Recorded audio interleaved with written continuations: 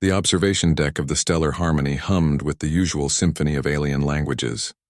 Eleanor Chen stood at the viewport, her coffee growing cold in her hands as she watched the stars streak past in hyperspace. She'd been stationed on this diplomatic vessel for 3 months now, the only human among a crew of 200 extraterrestrial beings. "Human Eleanor," chirped a voice behind her. She turned to find Kixthar, a Velothian engineer whose iridescent scales caught the ambient light. "Your presence is requested in the nursery wing." Eleanor's eyebrows rose. The nursery was off-limits to most crew members, a sacred space where the ship's youngest passengers were cared for. "Is everything all right?" "There is a situation." Kixthar's translator struggled with the emotion behind the words. "The Cub's ethics is distressed.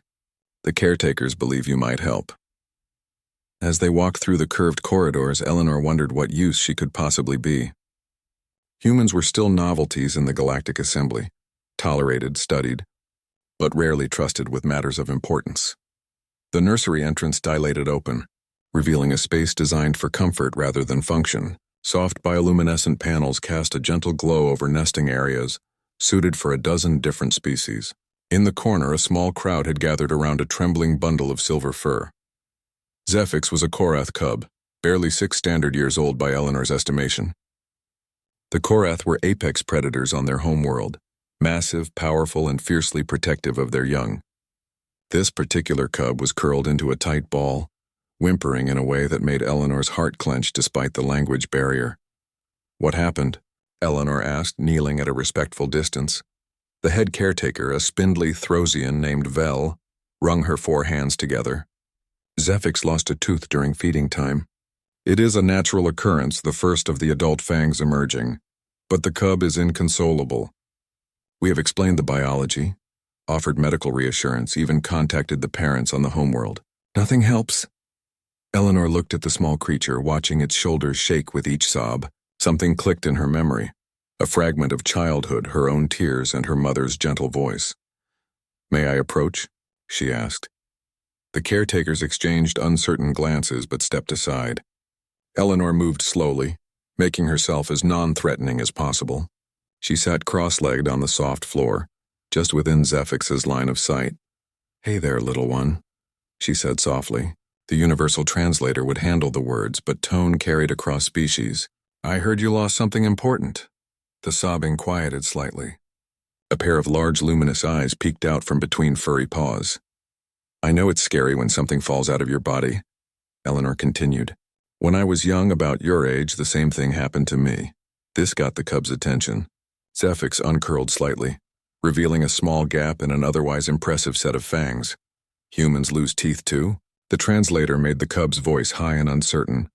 "All of them," Eleanor confirmed with a smile. "Every single one of our baby teeth falls out to make room for bigger, stronger ones.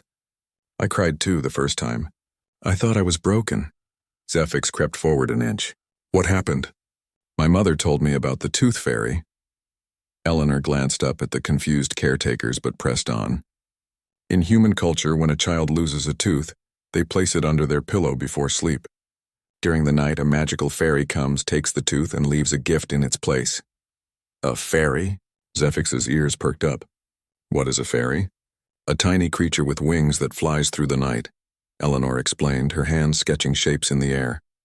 "They collect teeth because each one is special, proof that a child is growing up, becoming stronger."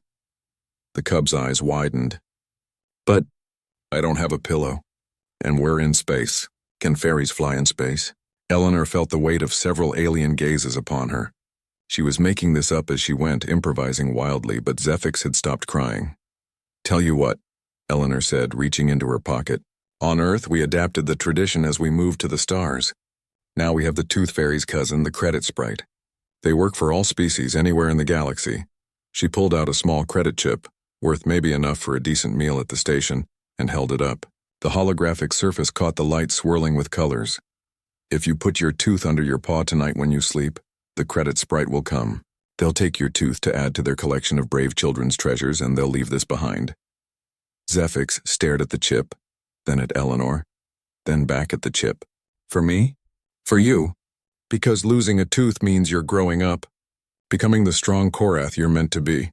Small claws reached out tentatively, accepting the credit chip with reverence usually reserved for religious artifacts. Zephix clutched it close, the crying completely forgotten. "Will it hurt when the others fall out?" the cub asked.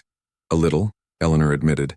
"But each time you'll get stronger, and each time you'll have proof of how brave you are."